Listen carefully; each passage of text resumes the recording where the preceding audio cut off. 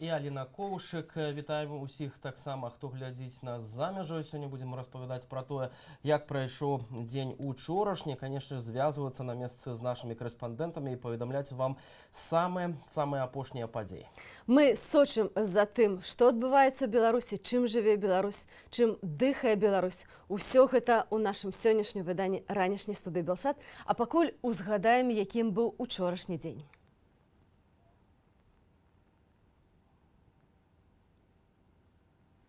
Узгадаем? Узгадаем, напэўна. Тады мы раскажам, якім быў учорашні дзень. Пакуль рэдактары рыхтуюць відэа.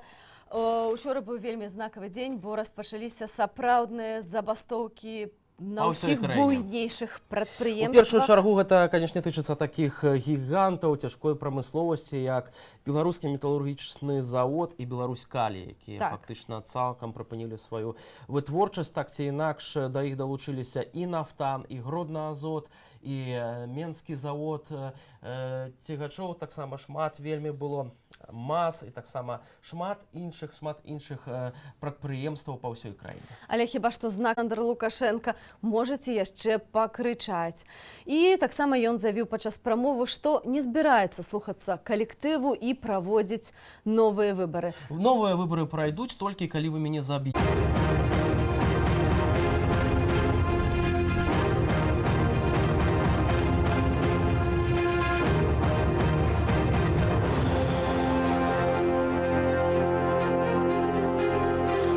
Нет пути обратно. Я не знаю, как именно мы победим Лукашенко и когда, но я знаю, что мы точно его победим, потому что мы все вместе, мы сообщество и содружество.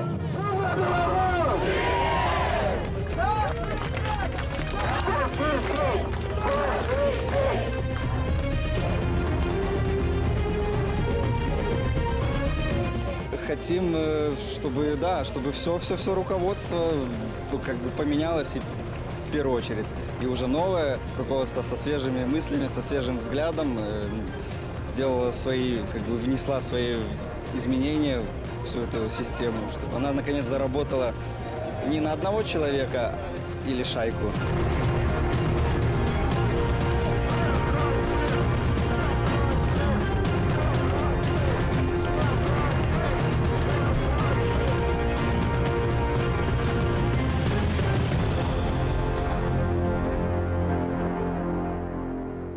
Выйдзе сярожа, ніякіх выбараў не будзе. Так каментуе Лукашенко заяву пра тое, што Ціханаўская не збіралася праводзіць новыя выбары. Маўляў, Сергей Ціханаўскі, у якога сёння, дарэчы, дзень народзінаў, можам яго павіншаваць і пажадаць як мага хутчэйшага вызвалення.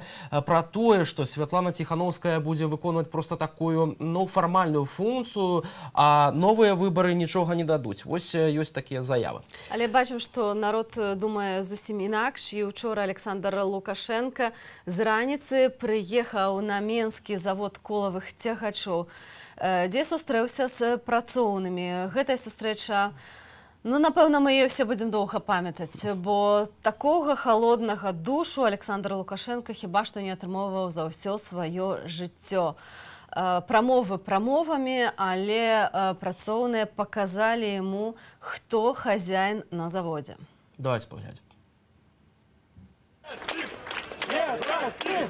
Не простим! Не простим! Не простим! Не простим! Не простим! Не простим! Не простим! Трибунал! Трибунал! Трибунал! Трибунал! Трибунал! Трибунал! Трибунал! Трибунал!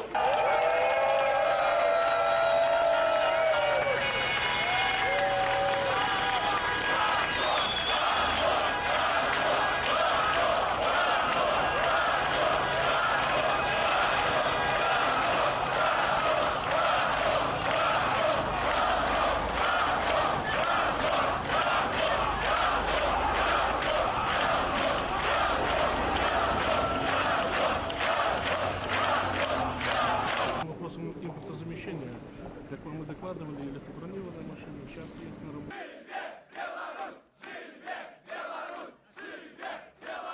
Что касается этого завода, что не хватает? Что не хватает? Вы субъекты экономической деятельности, экономики. Вас клонит или вас часть в политическую плоскость перешли. Но запомните, там в политике, куда вы рынулись, не понимая, другие законы. Другие законы, чтобы потом не было больно. Ни мне, ни вам, ни народу, когда мы потеряем государство. Второе, в этой части. Если кто-то не хочет работать и хочет уйти, никто никого не будет гнобить, никто не будет никого давить. Пожалуйста, с завтрашнего дня или сегодняшнего ворота открыты. Извините за мою непопулярную эту фразу. Но время такое, когда надо говорить честно. Спасибо, я сказал все, можете кричать, уходи. Верните наши голоса! Уходи! Уходи! Уходи! Уходи! Уходи! Застрелись, офицер! Будьте любезны, ответьте, пожалуйста, на несколько вопросов. Можно вопрос? Не волнуйтесь, я вас избивать не буду. Да вы что? Это не в моих интересах. Если хоть один спровоцирует что-то здесь, разберемся жестоко. Поэтому будь мужиком. Вас толпа, а я один. Опусти телефон. Я говорю, опусти телефон. Они так не делают. Ну вот, что вы нас давите? Вопрос можно? Я еще раз говорю, если вы хотите задать главе государства вопрос, задавайте его. Но любой ваш шаг в мою сторону обернется вам. Я не посмотрю, что у вас тут группка это стоит. Нам надо принять новую конституцию, что вы хотели. И даже альтернативщики не были против. Вы ее должны принять на референдуме, потому что мы прежнюю конституцию принимали на референдуме.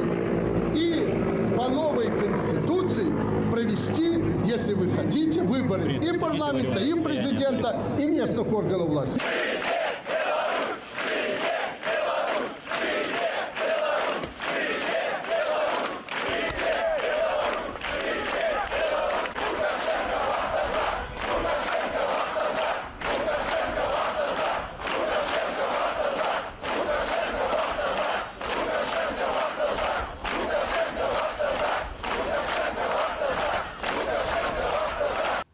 Ну, Александр Лукашенко таксама казаў, што апазіцыя, аб'яднаны штаб, нібыта яму прапанавала ўжо пералічыць галасы. Дазволю сабе зачытаць. Мне ўжо прапанавалі палічыць галасы з камеры. Ведаеш, хто там сядзіць? Няхай скажуць, дзе, на якіх участках. Увечары ім прапанавалі пералічыць, і потым мне перадаюць людзі. Слухайце, а ўжо гэта не актуальна лічыць, а што трэба? Новыя выбары. Маўляў, аб'яднаны штаб, апазіцыя адмовілася ад такой прапановы, якую нібыта сам Александр Лукашенко хацеў зрабіць. Аднак сёння раніцай ужо Марыя Калеснікава, прадстаўніца штабу, аб'яднанага штабу, заявіла, што ніхто з уладаў не звяртаўся да іх з такой прапановай. Тым часам тое, што ўчора пачалося на МЗКЦ, гэта быў реально толькі пачатак дня. Да працаўнікоў далучыліся таксама мазаўцы, і мы гэта вам паказвалі на нашых кадрах, і потым яны ішлі шэсцем па горадзе, скандуючы, паказваючы плакаты, і такім чынам дайшлі ажно да Макаёнка 9 і вырашылі выказаць усё то, што яны думаюць пра дзяржаўнае тэлебачанне. І там спадарства акурат такі ў гэты час баставалі працаўнікі белтэлерадыёкампаніі. Нашы журналісты пабывалі на месцы. Давайте паслухаем, што казалі усе тыя людзі, якія прыйшлі да будынку дзяржаўнага тэлебачання.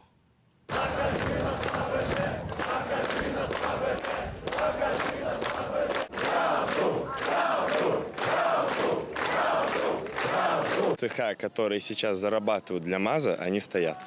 То есть МАЗ – это убыточное предприятие, которое зарабатывает на определенных цехах, и они сейчас будут стоять.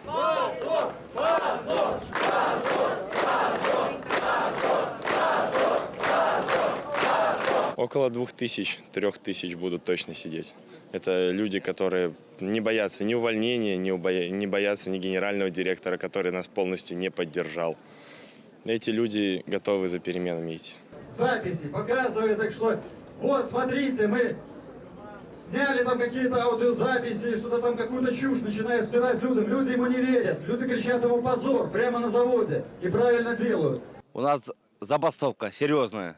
Мы готовы говорить свои требования, чтобы нас послушали, что мы люди, а не овцы. На нашем заводе, ну, конечно, не все вышли, но вышла основа, в принципе. Ну, что решились выйти? Ну, надоело это все. Надо как-то останавливать все производство. Ну, а иначе никак. Если не выйдут все, то хотя бы какая-то часть, если не выйдет, то не остановится производство. Кто присоединился к забастовке? Ребята, вы и девчата, женщины, которые вышли с белыми лентами, вы остановили кровопролитие. Лукашенко не испугался трупов. Он не испугался, что на него начал ругаться Евросоюз. Его это абсолютно не волновало. Мы хотим честных и независимых выборов. Мы не признаем. Эти выборы были нелегитимны. Он просто захватил власть. И то, что сейчас творилось и творится на улицах, это ужасно. И мы знаем, что когда мы победим, все крысы и сволочи, которые занимались геноцидом нас, белорусов, они побегут, разбегутся по всему миру. Мы перед тем, как выйти за территорию завода, прошлись огромной толпой по цехам, призывали людей выходить, и им, соответственно, легче морально, как-то психологически становится. И присоединялись к нам.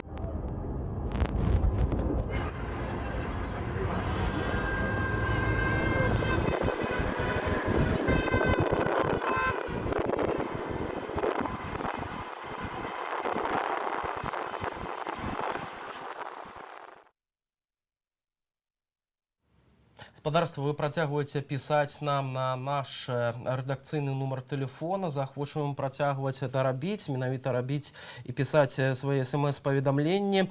Таксама, магчыма, у Менску, у іншых гарадах вы сталі сведкамі нейкіх цікавых падзеяў, бо зараз сапраўды уся краіна кіпіць такімі гістарычнымі падзеямі. Паведамляйце нам, нашы журналісты таксама. Нам цікавыя вашыя гісторыі, мы іх таксама збіраем і з задавальненнем пакажам падчас нашага эфіру. Я толькі магу хіба зачытаць некалькі паведамленняў з тых, што вы нам дасылаеце, і дадаць, што можаце высылаць нам смс-паведамленне, а таксама паведамленне на Viber, які ў нас тут ёсць у студыі. Пішаце вы нам, што апалітычныя ганцавічы ўжо 4-й дзень выходзяць на плошчу. Дзякую за вашу працу. Сергей Багров, заключёны, так падпісаўся. Пішуць таксама з паведамленнямі пра Акрэсціна. Больш канструктыўна і гуманна сысці. Не прыходзіць і не свяціцца ніяк. Кожнае гучнае слова звонку — гэта новы удар і новы здзек над людзьмі знутры. Зразумейце гэта, калі ласка. Больш пра Акрэсціна мы яшчэ сёння пагаворым у нашым эфіры. Вось. І тут таксама паведамленне ад украінца, які жыве ў Германіі, які прыязджаў на Майдан у Кіев, а сёння бы таксама прыехаў падтрымаць беларусаў, але кажа, што яму ўжо 83 гады. Вось гэта жыццёвая сіла і прага да жыцця. І ягоная рада беларусам не дапусціць памылкі украінскага Майдана, не дапусціць да кіравання шумеров. Так піша ён. Яны подлыя і хітрыя. Будьце асцярожныя. Не дапусціць. І каардынацыйная рада. А мы пакуль прыгадаем тое, што учора адбывалася ў Менску. Тоже бы ломали двери. Не, мы, скорее всего, на крышу поднялись и устроили бы там что-нибудь такое. Все руководство как бы поменялось, и, в первую очередь. И уже новое руководство со свежими мыслями, не на одного человека или шайку какую-то, а на... Вот, поэтому мы выходим и поддерживаем всех. Меня уже заколебало, что происходит у нас в стране. Я сегодня видел видео, где пожилой фермер из-под Могилева предлагает помощь бастующим рабочим, предлагает им продукты питания, картошку, морковку и молоко, чтобы они не голодали. И получается, что этот пожилой человек, он вписывается за нас, молодых, что мне 30 лет, он вписывается за мое будущее. И получается, что мы уже молодые не можем сдать назад и не можем не вписаться за этого пожилого человека. У нас уже нет пути обратно. Я не знаю, как именно мы победим Лукашенко и когда, но я знаю, что мы точно его победим, потому что мы все вместе, мы сообщество и содружество. Чтобы мы ни в каком случае не присоединились к Российской Федерации, то, что, блядь, могут устроить Лукашенко. Я хочу, что наконец-таки мы смогли нормально жить в этой стране, а не выживать. Вот эти повышения цен, то, что зарплаты идут вниз, это вообще никак не устраивает. Лукашенко все гребет себе. А то, что мы зарабатываем своим трудом, типа своими силами, своими руками, он половину раздает войскам, своим этим ОМОНовцам, этим людям в черном, которые избивают наших людей. А остальную половину гребет себе. Что происходит на Крестина? Ну, это страшно, просто страшно.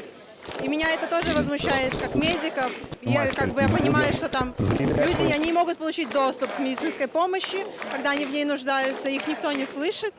Для меня это недопустимо. Я все-таки надеялась, что силовики будут с народом. Надеялась до конца. Оказалось, что эта надежда наша не оправдалась. Но и в такой страшной форме, вы знаете, просто я каждый день думаю, как там эти бедные люди. Каждый день.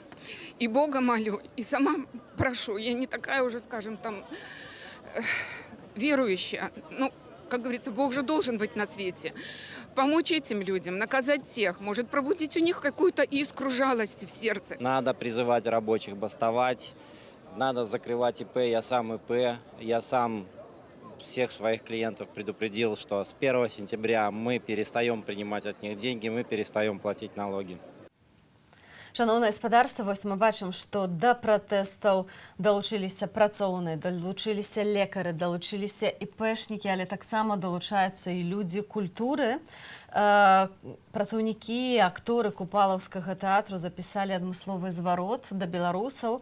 І зараз вось Купалаўскі тэатр стаў хіба што адной з такіх гарачых кропак пратэстаў, а гэта звязана, безумоўна, з асобай ягонага кіраўніка. Паўла Латушкі. Так, сапраўды, учора стала вядома, што Паўла Латушку, кіраўніка Купалаўскага тэатру, звольнілі па загаду міністра культуры. Таксама гэты загад быў узгоднены з прэм'ер-міністрам Романам Галоўчынкам. Ведаем, наколькі цёпла, наколькі адважна падтрымаў калектыў Купалаўскага тэатру свайго кіраўніка. Масава акторы падалі заявы на звальненне і вывесіўшы ўсё ж такі на тэатры бел-чырвона-белы сцяг учора. Таксама купалаўцы заявілі, што яны з народам гэты І запісалі адмысловы зварот, які мы давайте зараз можам вам паказаць. Паслухаем ужо зараз. Беларусы, тое, што цяпер адбываецца, немагчыма бачыць і чуць. Нам кажуць, што нас мала, але мы ведаем, нас вельмі многа. І мы бачым, як кожны з нас падтрымлівае адзін аднаго і прагне перамен. Рабочыя, навукоўцы, артысты, медыкі, кіроўцы, будаўнікі, прадпрымальнікі, юрысты, настаўнікі. Мы ўсе патрабуем спыніць беспрэцэдэнтныя акты гвалту, тэрору, здзеку, прыніжэння з боку праваахоўных органаў. Сёння беларусы жорстка катуюць беларусаў, не зважаючы, жанчына гэта, стары чалавек, студэнт ці нават вучань. Мы патрабуем неадкладнай адстаўкі і ўзбуджэння крымінальных спраў супраць тых, хто аддаваў злачынныя загады. І ўсіх службовых асоб, вінаватых ці тых, хто мае дачыненне да гэтых злачынстваў. Немагчыма казаць пра легітымнасць выбарчай кампаніі, якая прайшла ў атмасферы тэрору і страху. Прымаючы пад увагу ўсе парушэнні закону і факты фальсіфікацый, мы патрабуем неадкладнага вызвалення усіх палітычных зняволеных і затрыманых на мірных акцыях пратэсту грамадзян. Правядзенне новых празрыстых выбараў у адпаведнасці з міжнароднымі нормамі і новым складам ЦВК. Мы звяртаемся да ўзброеных сілаў Рэспублікі Беларусь. Народу, якому вы прысягалі, патрэбна ваша абарона.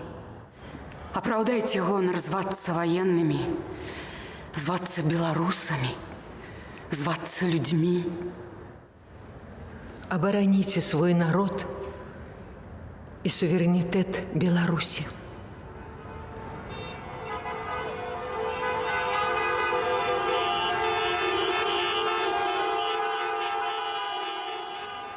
Вчора Павел Латушка таксама выступіў перад калектывам тэатру, патлумачыў, як адбылося ягонае звальненне. Мы, спадарства, вельмі хутка запрапануем вам паглядзець гэта. Але я бы хотела толькі дадаць, што Павел Латушка быў адным з першых беларускіх чыноўнікаў, які адкрыта выступіў супраць пратэстаў і таксама адкрыта запатрабаваў адстаўкі міністра ўнутраных справаў Караева.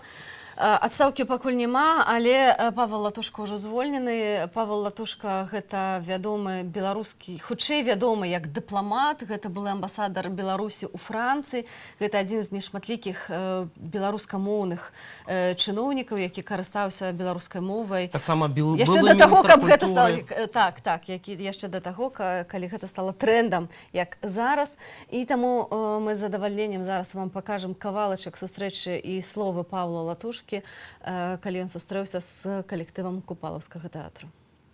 Важно кожнаму з нас сёння мець свой пункт гледжання, сваё меркаванне і сказаць, што мы не можам дапусціць, каб у краіне ў 21 стагоддзі, якая знаходзіцца ў цэнтры Еўропы, было парушэнне такое, абсалютна драматычнае парушэнне элементарных правоў і свабод грамадзян. Праз насілле, праз тое, што збіваюць людзей, якія проста сядзяць, ходзяць па гораду, але і нават удзельнічаюць у маніфестацыях. Гэта іх права выказаць свой пункт гледжання. Хтосьці можа пагаджацца, хтосьці можа не пагаджацца, але гэта права базавае. І за гэта збіваць людзей нельга. Права маё прагаласаваць і сказаць, хто павінен быць кіраўніком дзяржавы. І гэта таксама маё права, і яно павінна быць рэалізавана і падлічана адпаведным чынам. Вось я проста хацеў сказаць, як грамадзянін.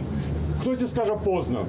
Так, позна, але лепш зрабіць, калі не зрабіць увогуле. Я гэта зрабіў. Я ўдзячны купалаўцам, бо гэта выключны калектыў, гэта выключны тэатр, гэта сэрца, гэта сімвал нашай нацыі, беларускай нацыі. Нацыянальны акадэмічны тэатр Янкі Купалы. І ўсе гэтыя апладысменты, тое, што вы прыйшлі сёння, належыць менавіта яму. У год стагоддзя, вось мы перажываем такі, я не знаю, спецыфічны, вельмі дзесьці драматычны перыяд жыцця. Але гэты тэатр павінен існаваць, працаваць і ствараць для людзей, для нашай нацыянальнай беларускай культуры, якую мы вельмі з вами любім. Дзякуй вам вялікі за тое, што вы прыйшлі.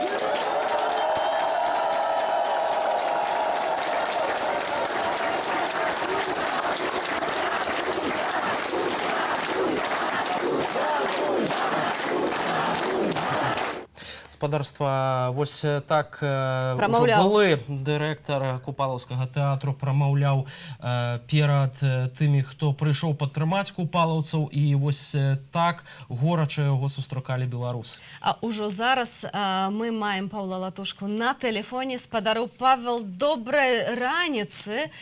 З якімі думкамі вы прачнуліся сёння? З думкамі пра тое, што трэба адстойваць свае правы, адстойваць правы тых людзей, якія змагаюцца сёння за свабоду і незалежнасць нашай краіны. Які ў вас план? Што вы зараз будзеце рабіць? Бо фактычна працы ў вас ужо няма, але, напэўна, ёсць думкі пра тое, як працягваць гэтую барацьбу. Па-першае, конечно, я буду апекавацца Купалаўскім тэатрам, нягледзячы на тое, што не з'яўляюся кіраўніком. Я ўдзячны всему калектыву Купалаўскага тэатра за тую велізарную маральную падтрымку, якую ён аказаў мне учора. Мы дамовіліся і далей падтрымліваць пастаянныя кантакты. Я ўдзячны ўсім гледачам, усім аматарам Купалаўскага тэатра, тысячы якіх прыйшлі учора пад будынак, гістарычны будынак Купалаўскага, усім тым, хто паважае нацыянальную беларускую культуру. Апошнімі днямі мне прыйшлося ўдзел прыняць, это было абсалютна зразумелым, у шэрагу мерапрыемстваў масавага характару. Купалаўцы, я быў разам з купалаўцамі, прымалі ўдзел у плошчы, в мітынгу і таксама ў маршу свабоды. Я праводжу апошнімі днямі даволі вялікую колькасць кансультацый з паслання Еўрапейскага Саюза. Таксама да мяне звяртаюцца сусветныя СМІ, такія як BBC, Le Monde, Bild, таксама шэраг амерыканскіх сродкаў масавай інфармацыі, звярнуўся з просьбай прадставіць мой каментар наконт тых падзей, якія адбываюцца ў Беларусі. Для мяне таксама, як для дыпламата, вельмі важна, каб інфармацыя, сапраўдная інфармацыя аб тым, што адбываецца ў Беларусі, і ты думкі, меркаванні, якія выказваюць большасць грамадзянаў Беларусі, дайшлі таксама і да сусветнай супольнасці. Спадар Павел, апрача вось міністра культуры Юрыя Бондара, які учора вам паведаміў пра ваше звальненне, ці хтосьці звязваўся з вами, магчыма, можа, з чыноўнікаў, ці выказваў нейкую падтрымку? Ну, я скажу, што адзін... Алло? Так, мы вас чуем. Да. Я хочу сказать, что один из высокопоставленных супрацоўнікаў адміністрацыі прэзідэнта патэлефанаваў не мне непасрэдна, для моей дачкі і сказаў, што ён не прымаў удзел у гэтым рашэнні і нават выступаў супраць яго прыняцця. Так што я разумею, што рашэнне прымалася не прэм'ер-міністрам Беларусі, як мне праінфармаваў Бондар, а рашэнне прымалася вышэй у адміністрацыі прэзідэнта нашай краіны. Зараз таксама вельмі важнай кропкай адліку была таксама нарада, якую правёў міністр Бондар на мінулым тыдні з кіраўнікамі 40-50 устаноў нацыянальнага і рэспубліканскага ўзроўню сферы культуры, якую ён пачаў з таго, што кожны кіраўнік установы культуры краіны павінен нішчыць у зародышу все праявы акцыі непадпарадкавання, забастоўкі, страйкі і гэтак далей. Што кожны з нас несе персанальную за гэта адказнасць. І дадаў, што калі вам не атрымаецца гэта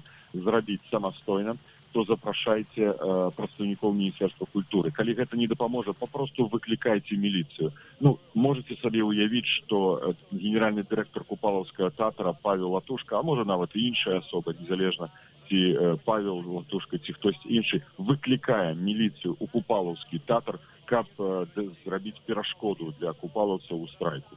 Учора, у пятніцу, была першая спроба звальнення. Я ўдзячны прадстаўнікам 12 тэатраў нашай краіны, якія прыйшлі да Міністэрства культуры і выказалі сваю пазіцыю нязгоды. Ну, а учора з раніцы пачаўся вялікі ціск з улікам таго, што калектыў тэатра, гэта была ініцыятыва нашых артыстаў, я ім удзячны за гэта, вывесіў гістарычны чырвона-белы сцяг над будынкам Купалаўскага тэатра. Я сказаў, што зняць гэты сцяг я не магу і не буду гэтага рабіць. Было сказано, што будзе накіравана тэхніка Ленінскага райвыканкама, якая зробіць, супрацоўнікі якога зробіць гэтае дзеянне. Ну, пазней прыехаў намеснік міністра культуры, я быў на сустрэчах з Марыяй Калеснікавай учора, з шэрагам юрыдычных кампаній Беларусі па выпрацоўцы прававых шляхоў вырашэння склаўшай сітуацыі, але яму не ўдалося намесніку міністра культуры вырашыць гэтую справу, бо артысты баранілі. Дарэчы, яны арганізавалі нават дзежур каля кабінету генеральнага дырэктара і фактычна ахоўвалі мяне гэтай. Я за ім таксама удзячны за гэта. Спадар Павел, а ці вы сказалі, што вы ўчора сустракаліся з Марыяй Калеснікавай, а ці, быць можа, вам прапанавалі стаць сябрам каардынацыйнай рады? Так, я атрымаў такую прапанову некалькі дзён таму назад, і мои прадстаўнікі праводзілі адпаведныя размовы. Учора была важная сустрэча, на якой я хацеў падтрымаць максімум інфармацыю адносна мэтаў гэтай рады, планаў дзеянняў на бліжэйшую перспектыву, правілаў функцыянавання і тых асобаў, які ўваходзяць у каардынацыйны савет. Папярэдне я даў згоду яшчэ учора аб магчымым удзеле ў каардынацыйным савеце. Спадар Павел, глядзячы, як дынамічна развіваецца сітуацыя ў Беларусі, скажыце, вы асабіста, як грамадзянін Рэспублікі Беларусь, ці верыце вы на хуткія змены? Абсолютно веру, абсолютно бачу ту энергію, якая ёсць у простых беларусаў. Я ганаруся тым, што я беларус, і ганаруся, што беларусы нарэшце прачнуліся. Я прачнуўся, мы ўсе прачнуліся. Зразумела, што ўнутры ў нас у большасці былі гэтыя думкі і перажыванні і ацэнкі, але ўсё больш людзей выказвае іх адкрыта, не баючыся нават магчымых эвентуальных санкцый. Вы ведаеце, што учора шэраг супрацоўнікаў майго Міністэрства замежных спраў, дзе я прапрацаваў больш за 20 гадоў, прыняў рашэнне падацца ў адстаўку. Гэта начальнік галоўнага ўправлення Европы і Злучаных Штатаў Амерыкі, супрацоўнікі гісторыка-архіўнага аддзела. Я думаю, што гэта толькі першыя крокі. Шэраг супрацоўнікаў іншых міністэрстваў, зразумела, што мне даволі шмат кантактаў, пішуць мне словы падтрымкі і таксама кажуць, што разглядаюць магчымасць падацца ў адстаўку. Я ўдзячны таксама кіраўнікам нашых нацыянальных устаноў у сферы культуры. Ну, напрыклад, Нясвіжскі палац, калі учора мне патэлефанаваў дырэктар гэтага палацу і сказаў: Павел Павлович, я падтрымліваю абсалютна абедзвюмі рукамі ўсе патрабаванні купалаўцаў і дзеячаў культуры. Мы арганізавалі такі ліст, вы ведаеце, народныя артысты Беларусі падпісалі, алімпійскія чэмпіёны і шэраг вядомых людзей. Падтрымліваю гэтыя намаганні, і вы ведаеце, што учора на белы сцяг з'явіўся над будынкам Нясвіжскага палаца. Мне нават нейкім сэнсе было прыемна, што кіраўнік, якога мне прыйшлося прызначаць, патэлефанаваў, каб паінфармаваць аб сваёй пазіцыі мне першаму. Гэта сапраўды было так шчыра, і ад гэтага стала цёпла, што мы все разам, і нас большасць. Сапраўды вельмі важнае зараз то, як будуць сябе паводзіць супрацоўнікі дзяржаўных структураў, і чым больш такіх людзей будуць пераходзіць на бок народа, на бок пратэстоўцаў, тым хутчэйшай можа быць трансфармацыя гэтай сістэмы. Быць можа, вы маеце сігналы не толькі з Міністэрства культуры ці Міністэрства замежных справаў, што там таксама людзі хістаюцца, бо гэта зараз неверагодна важна. Так, я маю такія сігналы. Дарэчы, пасля першага моего публічного выступлення каля Купалаўскага тэатра з засуджэннем тых здзекаў, гвалту, які ажыццяўлялі супрацоўнікі падраздзяленняў Міністэрства ўнутраных справаў у адносінах да грамадзян Беларусі падчас затрымання і знаходжання ў следчых структурах міністэрства. Мне тэлефанавалі, нават тэлефанавалі, накіроўвалі смс-паведамленні. Фактычна па адкрытых каналах сувязі супрацоўнікі як і пракуратуры, так і, ну, можна сказаць, КДБ. Яны робяць гэта трошки інакш, сваімі метадамі. Я таксама іншых менавіта аператыўных структур, які, ну, да гэтай пары адказвалі за бяспеку ў нашай краіне. Так што шмат нават людзей у пагонах, якія падтрымалі маё меркаванне. І скажу, што я быў здзіўлены? Так. Скажу, што не быў здзіўлены? Не быў здзіўлены, бо я ведаю ўсё ж такі настроі шмат людзей і членаў ураду, і міністраў, і супрацоўнікаў гэтых структур мне прыходзілася сустракаць раней падчас працы, размаўляць з імі, і я ведаў агульны настрой. Пытанне бар'еру, праз які мы сёння праходзім. Кожны асобна, хтосьці разам як прадпрыемствы. Мы пераходзім гэтую рысу вырашэння таго, што мы хочам быць проста людзьмі, якія маюць права на свой пункт гледжання, і гэты пункт гледжання павінен быць улічаны. Іншых варыянтаў немагчыма быць. Спадар Павел, шмат хто зараз звяртаецца вось у Генпракуратуру, акурат пішуць заявы аб збіцці, аб катаваннях, а разам з тым ведаем, што ўсё ж такі сілавыя структуры, яны падначаленыя ураду, падначаленыя Александру Лукашэнку. У вас асабіста ці ёсць спадзевы, што усе адказныя за тыя здзекі, катаванні і збіцці людзей, нават забойствы, панясуць у рэшце рэшт вось заслужанае пакаранне? Гэта пытанне часу, таму што калі кіраўніцтва Міністэрства ўнутраных спраў кажа, што мы будзем праводзіць разбіральніцтвы адносна тых фактаў, якія ці інцыдэнтаў, ну, інцыдэнтаў нават лёгка сказана, тых падзей, якія мелі месца на пачатку мінулага тыдня, то прабачце, я юрыст, я ведаю, што не міністэрства павінен праводзіць расследаванне. Расследаванне павінен праводзіць следчы камітэт і Генеральная пракуратура. Пасля гэтага прымаць рашэнне аб узбуджэнні крымінальных справаў і звяртання з адпаведнымі справамі ў суд. Так што мне здзівілі такія заявы. Но я лічу, што пытанне часу, калі адпаведныя структуры следчага камітэта і пракуратуры пачнуць рэальна займацца гэтымі справамі і выносіць адпаведныя правы рашэнні і накіроўваць дакументы ў судовую сістэму. Немагчыма уявіць, што мы не паставім кропку. Я вельмі хацеў бы паставіць кропку на тых падзеях трагічных, парушаючых элементарныя правы чалавека, якія адбываліся і, на жаль, яшчэ адбываюцца ў у Беларусі. Калі мы гэта не зробім, мы фактычна ствараем сітуацыю, што заўтра, паслязаўтра, праз год один грамадзянін, двое, 10, а может 100 тысяч, сотні, як прыйшлі ў нядзелю на мітынгі, будуць карацца толькі за тое, што яны хочуць выказаць свой пункт гледжання, сваю думку. Гэта немагчыма ў 21 стагоддзі. Я лічу таксама вельмі важным тут пазіцыю Еўрапейскага Саюза, і сёння я буду працягваць сустрэчы з пасламі Еўрапейскага Саюза, каб мець разуменне далейшых крокаў і стаўлення ЕС да гэтых пытанняў. Так што тут мы павінны атрымаць таксама і падтрымку з боку міжнародных супольнасцей. Дарэчы, Купалаўскі тэатр атрымаў учора і тэлефонныя званкі і з тэатраў Польшчы, і Украіны, заявы. Я перакананы, што і Літвы, што бліжэйшым часам атрымаем такія лісты і з Латвіі, і з Расіі, з іншых краін свету.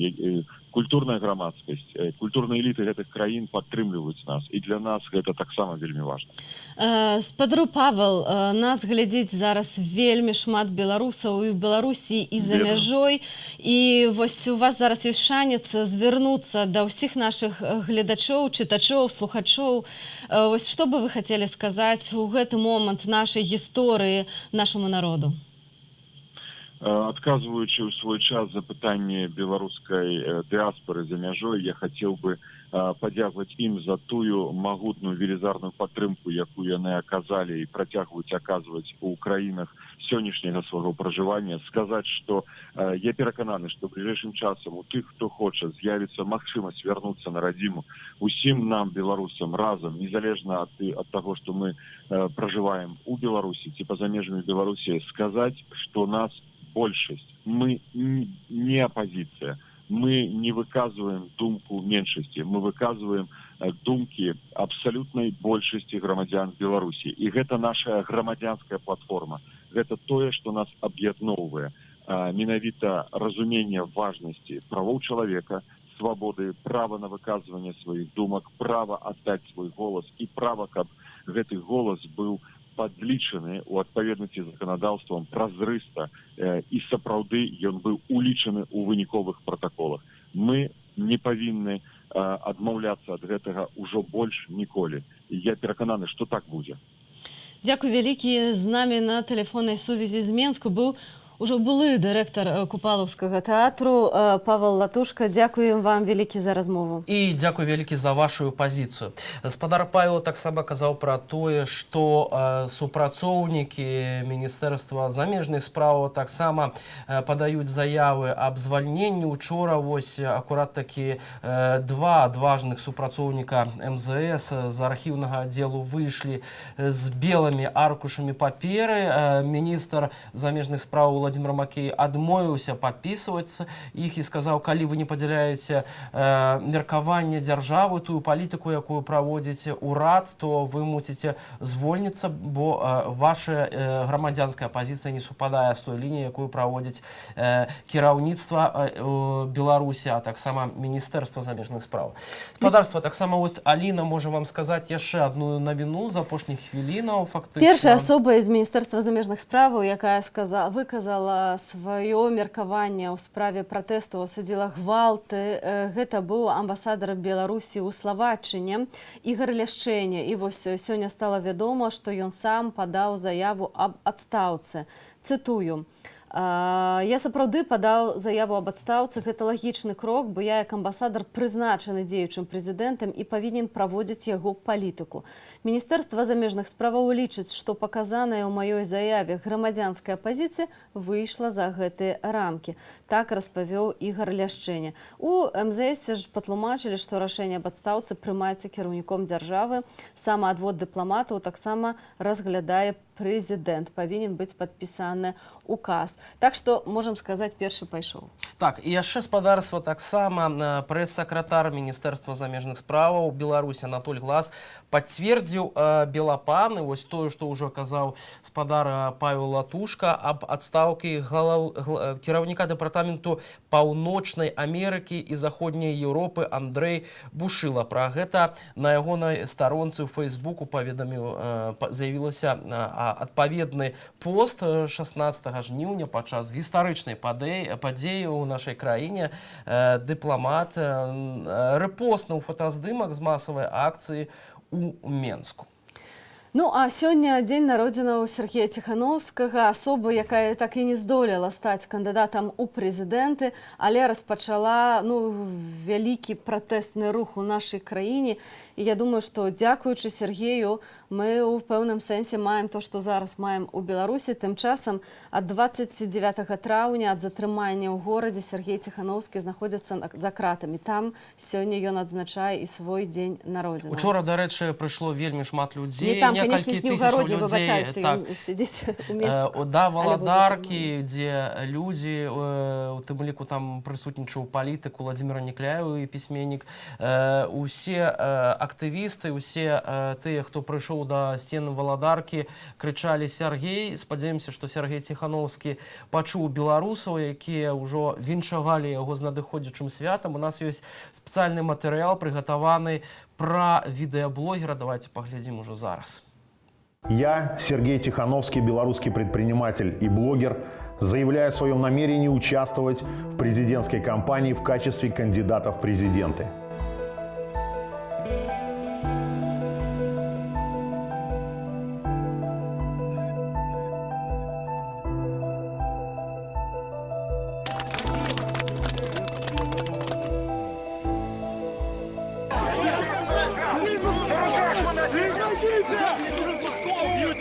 И пошли там по площадям, по улицам. На него, на этого пацаненка, навалились. Он, наверное, только в этом году пришел на работу. Чей-то же ребенок. Что ты на него накатываешь? И потом, рисковые люди.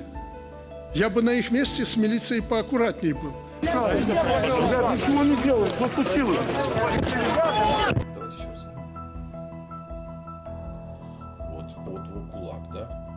Главный канал показал нам в деталях, как совершалось преступление.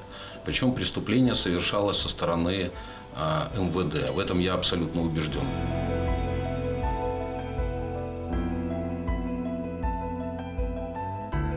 Это человек-провокатор.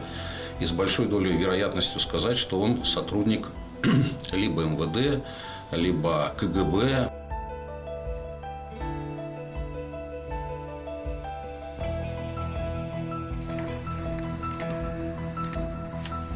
Совершение преступления в отношении политических оппонентов стало нормой для нашей страны. И Лукашенко за счет этого сохраняет свою власть. Он думает, что он сохраняет свою власть за это. Вот таким способом. Но мне кажется, ситуация уже на сегодняшний день дошла до такого уровня, когда люди не хотят мириться. Я не политик, и власть мне не нужна. Но мой муж за решеткой.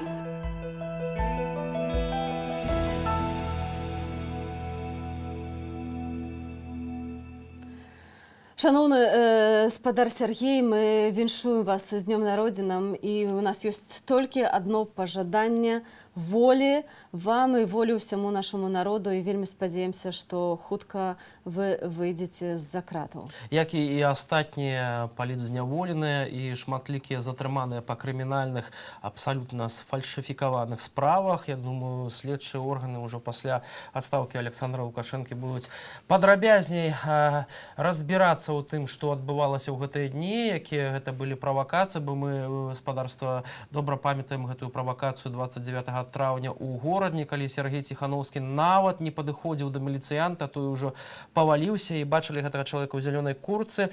Разам з тым, вось па выніках выбарах усё большая колькасць краінаў не прызнае. Вось спадарства з апошніх хвілінаў Канада і Ірландыя не прызналі вынікаў выбараў у Беларусі. Учора таксама краіны Еўразвязу таксама объявили Александра Лукашенко персонай нон-грата у Еўрапейскім звязе. Ну і, конечно, не прызнаюць яго за легітымнага прэзідэнта. Тым часам музыкі і мастакі працягваюць падтрымліваць пратэстоўцаў, хто як можа, у каго якія сродкі, і выказваюць сваё абурэнне тым, што адбываецца ў нашай краіне. Вось да гэтага кола далучылася і вядомая спявачка Дакота, якая выпусціла кліп, новую песню і кліп на яе, які ўжо мы зараз можам вам показаць. Даже если весь мир выступит сегодня против Лукашенко, он все равно станет президентом, если он этого захочет. 08, кровь на асфальте, чужие люди, в сцепке как братья, в спину гранаты, страшно до дрожи, но надо когда-то переможем. 26 долго, но 5 еще дольше. Мирные люди не смогли больше терпеть. Кто-то под утро домой не вернулся, но он испугался, и Бог улыбнулся.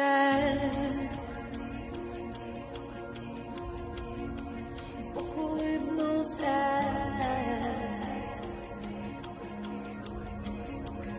Он испугался.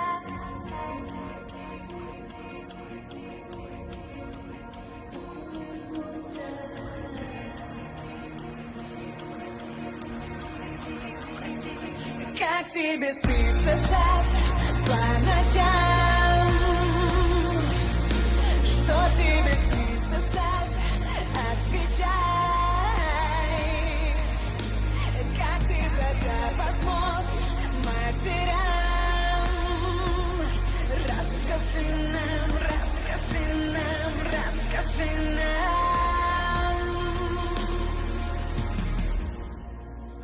Белый как совесть, красный как кровь на его руках. Этого не простить, это запомнят на века. На Белой Руси черные пятна твоих зверей, но за нами правда, и мы сильней. Как тебе спится, Саша, по ночам? Что тебе снится, Саша? Отвечай. Как ты в глаза посмотришь матерям?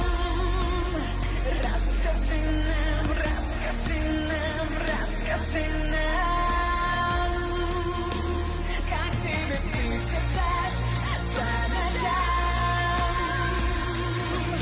Что тебе снится, Саша? Отвечай. Как ты в глаза посмотришь матерям? Расскажи нам, расскажи нам, расскажи нам. Уходи, уходи, уходи, уходи, уходи, уходи. Уходи, уходи, уходи, уходи, уходи, уходи. Уходи, уходи, уходи, уходи,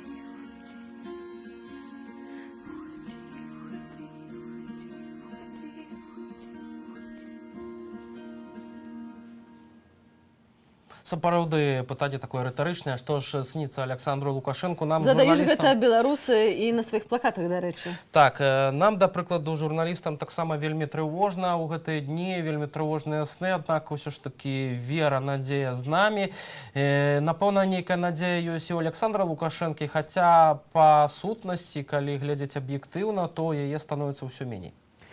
Тым часам паведамляе телеграм-канал «Страна для жизни». Мы вось віншавалі з пункту гледжання нас, журналістаў Сергея Ціхановскага, з днём народзінаў, але ёсць інфармацыя, можа нехта з вас захоча далучыцца. Святкуем дзень народзінаў Сергея Ціхановскага ўсёй краінай. Сябры 18 жніўня а 12 гадзіне каманда «Страны для жизни» збярэцца каля сцен Сезана Валадарскага 2, каб павіншаваць нацыянальнага героя, як пішуць яны, Сергея Ціхановскага з днём народзінаў. Нагадаем, сёння о 12 гадзіне па Беларусі каля сцен ізалятару на вуліцы Валадарскага. Але калі вы не знаходзіцеся ў Менску, то просто можаце выйсці на галоўны плац свайго горада і заспяваць муры. Гэта просьба ад каманды Сергея Ціхановскага. А мы атрымоўваем ад вас таксама паведамленне, што сёння пачынаюцца новыя забастоўкі. Вось, напрыклад, у Лідзе о 16 гадзіне пачне баставаць лідскі лакафарбавы завод. Таксама спадарства, канешне ж, напэўна, сёння будуць нейкія акцыі ў падтрымку тых зняволеных, якія да сённяшняга дня застаюцца за кратамі. І адначасова з тым Александр Лукашенко склікае новую браварную такую кампанію людзей, якія падтрымліваюць яго. У Гомлі і ў Магілёве пройдуць мітынгі за бацьку. Сайт «Праўда Гомель» пад загалоўкам «Не дамо разваліць краіну» піша: беларусы доўга назіралі за беспарадкамі, якія ладзяць асобна ўзятыя грамадзяне пад прыкрыццём так званых мірных акцый, але пасля народнага веча ў Менску, якое сабрала больш за 70 000 беларусаў, выразіць адкрыта сваю падтрымку краіне вырашылі яшчэ раз гамельчукі. Гомельскі мітынг пачнецца 18 на плошчы Леніна, Магілёўскі а 17 на плошчы з такой самай назвай, паведамляе Радыё Свабода. Паглядзім, колькі прыйдзе гэтым разам у абласных цэнтрах, каб падтрымаць ужо загнанага ў вугал тырана. Разам з тым абуджаюцца іншыя палітыкі. Ёсць заява і новы відэазварот лідара кансерватыўна-хрысціянскай партыі БНФ Зянона Пазняка, які ўжо, нагадаем, з 96-го года знаходзіцца ў эміграцыі. Ён прапаноўвае расфармаваць АМАП і прызнаць яго злачыннай арганізацыяй, таксама ствараць органы самакіравання па ўсёй Беларусі. Разам з тым палітык прапаноўвае не праводзіць прэзідэнцкіх выбараў, а праводзіць парламенцкія выбары, бо менавіта з пункту гледжання Зянона Пазняка Беларусь мусіць быць рэспублікай парламенцкай. Ну што ж, тым часам хіба што дазволім вырашаць лёс Беларусі беларусам, якія сапраўды жывуць у гэтай краіне, хоць мы вельмі паважаем спадара Зянона. Быць можа, ён урэшце і прыедзе ў Беларусь, калі сітуацыя яшчэ крышачку супакоіцца. Так, тым больш, што ён сказаў, што не бойцеся і не спыняйцеся, заклікаў беларусаў. Напэўна, сам Зянон Пазняк ніколі гэтыя гады таксама не здаваўся, аднак пакуль што ён гэтак і не прыехаў на радзіму, бо паводле ягоных заяваў ён баяўся сваёй фізічнай ліквідацыі, пра што ўжо неаднаразова заяўляў раней. Тым часам вы нам пішаце паведамленні, з чаго мы заўсёды вельмі цешымся. Вось ад Макса: паважаныя спадары, калі ласка, падтрымлівайце Ціханаўскага ў гэты цяжкі час. Віншуем яго з днём нараджэння. Жадаем здароўя і скарэйшага вызвалення. Таксама падтрымліваем нашу гераіню і нашага прэзідэнта Святлану Ціханаўскую. Верым у перамогу. І вельмі шмат паведамленняў атрымоўваем ад беларусаў за мяжой. І вось Дыяна, якая піша нам, што Канада не прызнае выбары. Мы вас глядзім у Ванкувары, звонім радным, плачам разам з вамі. Няхай увесь свет бачыць тое, што адбываецца ў Беларусі. А Еўген з Атланты ў Злучаных Штатах Амерыкі піша: сябры і знаёмыя прыехалі з розных, нават суседніх штатаў, каб падтрымаць Беларусь у гэтае цяжкае время. Мы ведаем, што сапраўды Атланта вельмі моцна выказвае падтрыманне ўсім беларусам, праводзяць акцыі салідарнасці. Мы атрымоўваем ад вас відэа, тое, што можам, паспяваем апрацаваць, мы, канешне же, пакажам. І вось акурат зараз мы падрыхтавалі для вас, каб вы паглядзелі, як выглядала акцыя ў падтрымку Беларусі ў нямецкім Кёльне.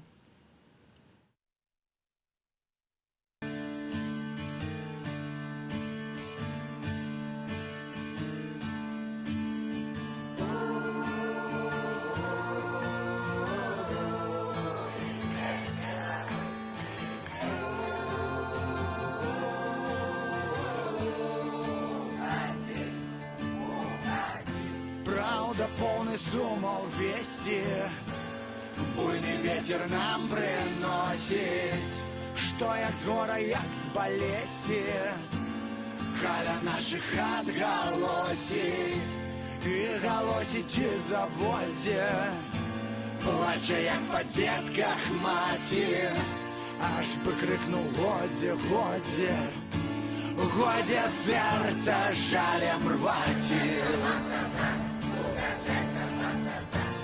Годі серця жалем рваті, годі серця жалем рваті.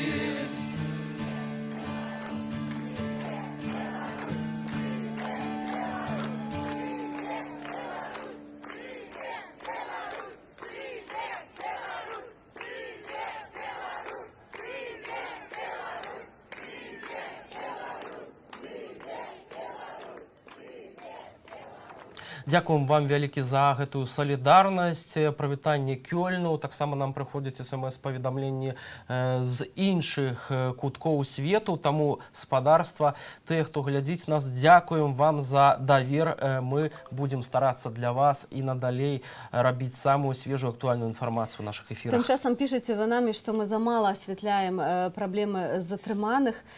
Адразу ж скажем, што быць можа не замала, толькі вы не зніклых і затрыманых і зніклых так, каб быць дакладнымі. Мы стараемся, робім што можам, і вось літаральна сёння атрымалі смс-паведамленне ад аднаго з нашых гледачоў альбо глядачак, не ведаю. 12 жніўня вы нам написали, что знік Андрей Владимирович Ч, не буду называть прозвішча, і сёння праз 6 дзён, што ён знайшоўся. Цешымся, спадзяемся, што ён вярнуўся ў сям'ю ў добрым здароўі. Разам з тым, ужо спадарства паведамлялася пра тое, што больш за 80 чалавек, больш за 80 асобаў зніклі, невядома, дзе яны знаходзяцца. І сапраўды пытанне да Міністэрства ўнутраных спраў, ці яны сапраўды яшчэ знаходзяцца за кратамі ў турмах, у тым ліку на Акрэсціна, альбо, магчыма, самыя розныя звесткі пра тое, колькі людзей магло быць загінулых падчас гэтых акцыяў, і гэта вельмі непакоіць, таму што Міністэрства аховы здароўя учора Владимир Каранік, міністр, які, дарэчы, прызнаў, што ўрад ужо падаў у адстаўку, заявіў, што ўсё ж такі толькі 2 чалавекі у выніках гэтых акцыяў былі забітыя, альбо так ці інакш яны памерлі. Таксама ёсць інфармацыя пра 158 асобаў, якія знаходзяцца ў шпіталях з рознымі траўмамі, 3 з іх у цяжкім стане. Спадарства «Партал Тутбай» запускаў адмысловы сервіс для пошуку гэтых прапалых пасля акцыяў, зніклых.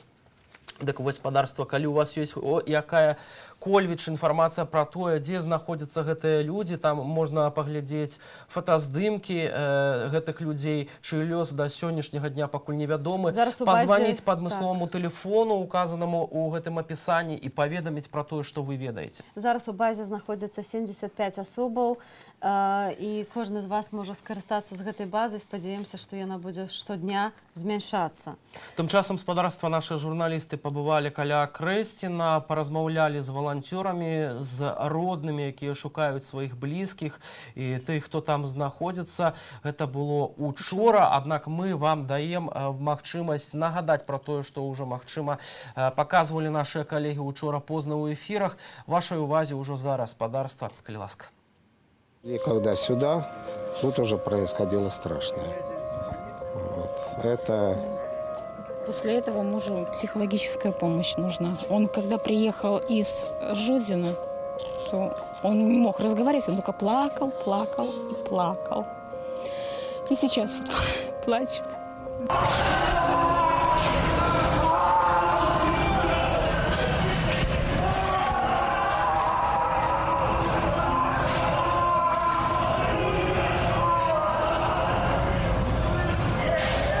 В первой камере, куда нас затолкали, было 2 койки. Значит, камера на 2 койки. Но нас там было сразу 15 человек. Потом следующая волна поступлений, нам еще кинули 13 человек, то есть 28. Ну, вы сами представляете, какой метраж. Там метраж где-то метров около 10. Да, и чтобы 28 человек разместилось, это... Его забрали с участка 9 числа, вот, искал его, 12-го нашел, что он здесь. Потом его в эту же ночь увезли в Жодино, потому что мне позвонил человек, который с ним сидел, вот, сказал, что я ему передал передачу. Потом, соответственно, я в этот же день, когда съездил в Жодино, узнал, что везут в больницу, нашел его там. Вот, ну, как бы сейчас он в безопасности, с ним все хорошо. Сказал, что, ну, там, ему сломали пальцы на ногах, сломали ребро. Вот, ну, его побили. То есть, как бы, но душой он помолодел, наверное, вот. В принципе, как бы не сдается, то есть он у меня военный бывший, вот. Когда нас поместили здесь в камеру, Значит, в соседней камере люди кричали «Свободу! Выпустите на свободу!».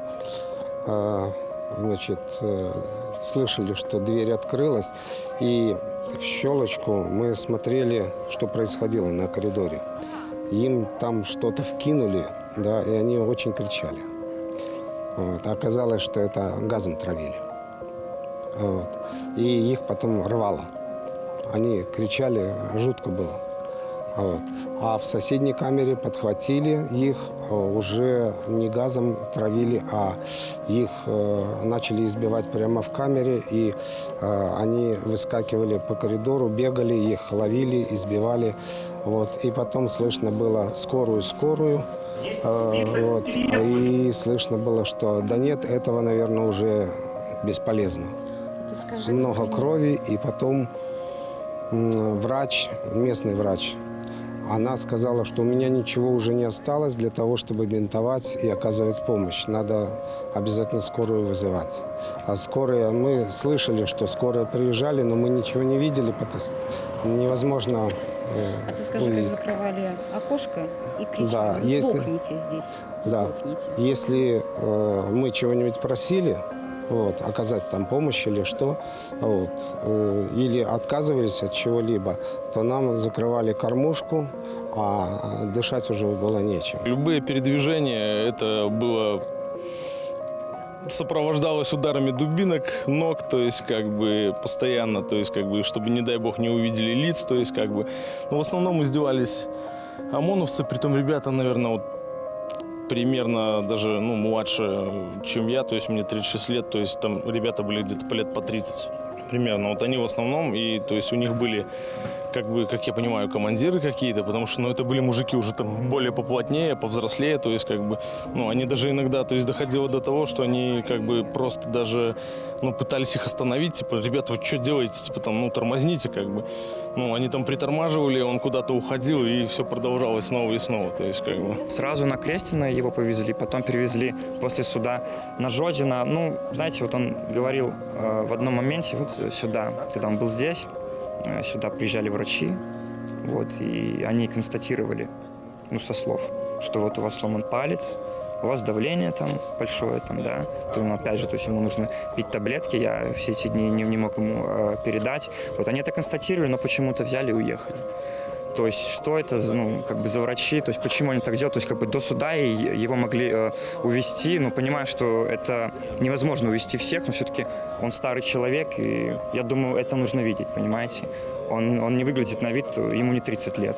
Но вот почему-то они констатировали и его не увезли. Это все просто, ну, просто проигнорировали. Вот. Не знаю, что тут за врачи приезжали, я думаю, какие-то непростые врачи, скажем, они, я думаю, были проинформированы, вот, потому что, ну, врач, он так не должен делать. Жутко это было, жутко. Жутко было слышать, когда поступали новые партии, как избиения были, как крики, чтобы вы сдохли все здесь.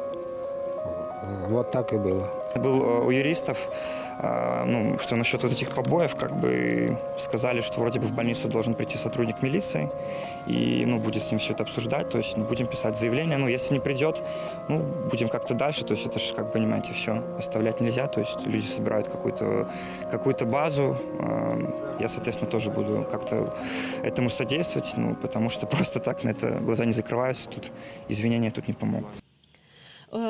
Тим часам учора на Акрэсціна приехала прадстаўніца аб'яднанага штаба Святланы Ціханаўскай Ольга Кавалькова. Яна сказала, што ўсе людзі бачылі, якія падзеі былі ў Берасці, што пасля таго, як прыйшлі людзі, людзей з затрыманых пачалі адпускаць. І таму яна прыйшла даведацца, дзе знаходзяцца затрыманыя пасля пратэстаў, пасля прэзідэнцкіх выбараў. Яна сказала, што ёй паабяцалі, што прадстаўнік Ічу выйдзе, але ніхто не выйшаў. Яна пазваніла ў дамафон на ўхадной дзвяры, на што ёй адказалі, што палітычных заключённых здесь нет. Ну, спадарства таксама памятаем, што учора вялікая колькасць людзей прыйшло з Валадаркі на Акрэсціна, аднак агарадзілі, адчапілі гэтую частку, каб не было правакацыяў. Зараз з намі на сувязі вядомая журналістка, вядоўца Белсату Святлана Калінкіна. Святлана, добрай раніцай. Добрай раніцы. Сёння вядома стала, што вы таксама ўваходзіце вось у гэту коордынацыйную раду, што сёння мусіць прайсці вось першае ейнае паседжанне. Ці так гэта і пра што будзе весціся гаворка? Гэта праўда. Сёння ў другой палове дня павінна адбыцца першае паседжанне. Я не ведаю, пра што будзе гаворка, бо я ведаю толькі час прыблізны, які яшчэ будзе ўдакладняцца. Але, як я разумею, размова будзе ісці аб галоўным. Узнятая краіна, бастуюць заводы, людзі на вуліцах і ўсе патрабуюць, па вялікім рахунку, гэта 4 альбо 5 пунктаў. Тэрміновая адстаўка Лукашэнкі, адстаўка Лідзіі Ярмошынай, выпуск усіх палітзняволеных і пакаранне тых, хто вінаваты быў у здзеках над беларускім народам, і новыя выбары. Вось я думаю, менавіта на гэтыя тэмы, як гэта зрабіць, як пачаць перамовы і будзе ісці гаворка сёння. Але гэта маё такое меркаванне, бо, шчыра кажучы, за штабам мы нічога такога не абмяркоўвалі пакуль. Спадарня Святлана, а вось якія вашыя думкі? Ці у вас ёсць пэўныя ідэі, як дамагчыся выканання вось гэтых патрабаванняў пратэстуючых беларусаў? Я думаю, што ў любым выпадку трэба звяртацца да здаровага сэнсу тых, хто зараз знаходзіцца ва ўладзе. Бо, возьмем, да прыкладу, учорашнюю сітуацыю на Нафтане. Нафтан пакуль не абвясціў страйк, але там ужо неаднаразова праходзілі мітынгі пратэсту. Учора там быў генерал КДБ, зараз старшыня дзяржаўнага кантролю Іван Церцель, які спрабаваў людзей вярнуць у 90-е гады і запалохваць, яны нават не сталі яго слухаць. Дык вось, Нафтан пакуль не бастуе, але Нафтан даў Лукашэнку 10 дзён на сыход. Вось мне падаецца, што патрабаванні рабочых і патрабаванні вуліцы, яны павінны абмяркоўвацца. Менавіта не тое, ці можна, ці не можна, а тое, як гэта будзе зроблена. Бо у адваротным выпадку, калі сапраўды стане Нафтан, ці той жа самы Мазырскі нафтаперапрацоўчы завод, гэта будзе калапс для краіны, для знешняга гандлю, і ў гэтым будзе тады вінавата менавіта ўлада. Бо людзі звярталіся не да штабу, людзі звярталіся менавіта да ўлады з гэтым патрабаваннем, і яны павінны яго выконваць. Ясна, што зараз беларуская ўлада хоча гэтае пытанне, так бы мовіць, пусціць па крузе, нейкія круглыя сталы, давайте будзем абмяркоўваць канстытуцыю і там уносіць змены. Лукашенко учора рабочым спрабаваў сказаць, вось прыходзьце, будзем разам пісаць канстытуцыю. Але гэта, канешне, ўжо ўсё смешна, гэтаму ніхто не верыць. Таму, на мой погляд, 10 дзён, якія Лукашэнку даў і дзеючаму ўраду даў Нафтан, гэта той час, за які павінна ўсё адбыцца. Адстаўка Лукашэнкі, нейкі пераходны, ці як гэта назваць, урад. Вось пра гэта, як я бачу, і павінна ісці размова. Спадарня Святлана, вы ўжо вельмі доўгі час сочыце за тым, як Лукашенко кіруе Беларусю, якую палітыку ён праводзіць. Сёння, напэўна, ўжо мала людзей, якія сумнеюцца ў тым, што ён сыдзе. Ваш асабісты погляд, ці гэта ёсць ужо канец для ўлады Александра Лукашэнкі, і якія варыянты ягонага сыходу вы бачыце ў першую чаргу? Гэта, конечно, не конец. На жаль, Александр Лукашенко до гэтых выбораў, на мой погляд, рыхтаваўся не як да выбораў, а як да вайны. Ён ведаў, што ў яго няма рэйтынгу, каб перамагчы, і таму ён рыхтаваўся самым жорсткім чынам увесь супраціў заціснуць, задушыць. Арышты пачаліся на самым пачатку кампаніі, а чым гэта скончылася, мы ўсе з вами бачылі. Ён яшчэ на пачатку кампаніі абвясціў вайну народу, і ён яе працягвае нават сёння. Гэта агонія рэжыма, але ў агоніі чалавек і ўлада можа зрабіць што заўгодна. Могуць быць любыя правакацыі, могуць быць любыя жорсткасці. Хлусні мы ўжо бачылі ў апошнія дні, проста столькі, што што неверагодна. Вось таму, але нам трэба галоўнае, трэба не паддацца на гэтыя угаворы, давайте садиться и будем там праз год-два паступова, давайте не будем варушыць краіну. Усё гэта гучыць добра, але мы ўжо у той стадыі, калі ёсць рашэнне, ёсць выбар беларускага народа. Лукашенко больш не можа быць прэзідэнтам, і гэта тая канстанта, ад якой трэба... Аднак ці разумее сам Лукашенко, што ягоны час выйшаў? Вось у чым пытанне. Я думаю, што ён разумее, але ён усё яшчэ верыць, што ён можа нейкім цудам утрымаць краіну, запалохваючы людзей, душачы людзей, шантажуючы людзей. У яго яшчэ ёсць на гэтая надзея. Вось менавіта бліжэйшыя дні, на мой погляд, павінны канчаткова пахаваць гэтую надзею.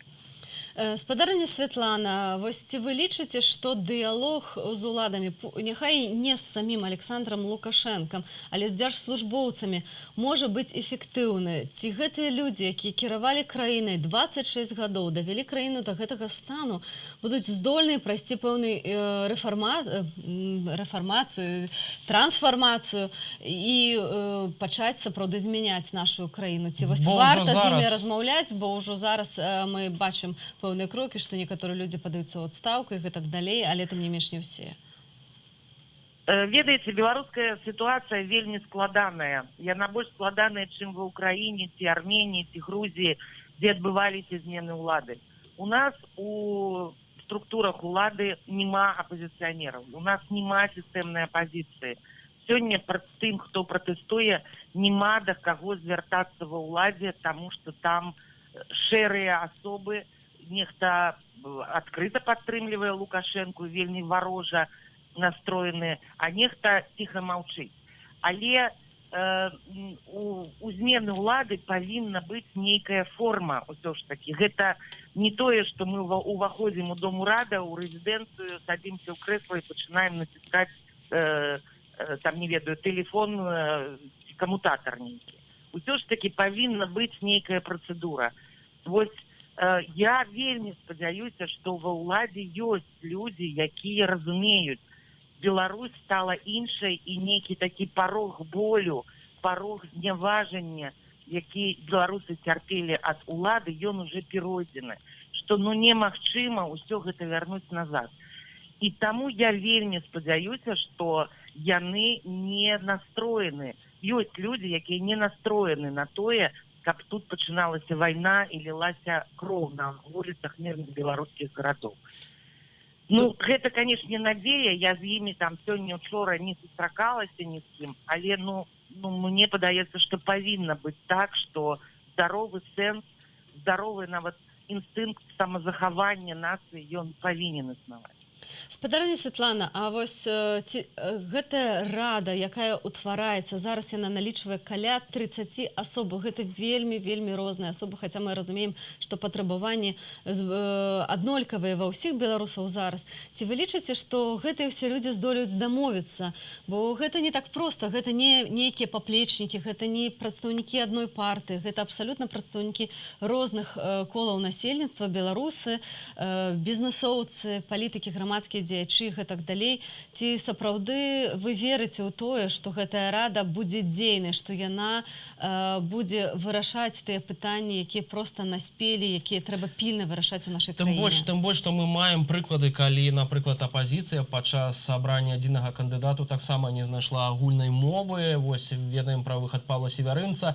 Усе гэтыя гады мы назіралі такую раскол у апазіцыі, а тут не столькі апазіцыя, як прадстаўнікі абсалютна розных сфераў, грамадскасці. Ваше меркаванне? Я падзяляю вашу засцярогу. Я размаўляла учора з некаторымі асобамі, якія ўключаны ў спіс, у склад гэтай рады. Яны таксама там крыху здзіўлены, але мы не ведаем, як гэта бачыць у штабе Святланы Ціханаўскай, таму мы толькі можам здагадвацца, сёння даведаемся. Але я з вами згодна, што там 30-34 ці яшчэ больш чалавек, ну, ім цяжка дамовіцца.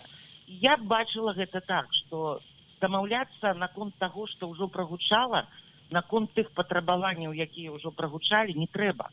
Са складу гэтай рады проста трэба выдзеліць, не ведаю, 5-7, можа быць, перамоўшчыкаў з уладамі, пры неабходнасці з падключэннем іншых асобаў, напрыклад, там юрыстаў, якія, напэўна, думалі ў гэтыя дні, як юрыдычна можна аформіць вось такі пераходны ўрад.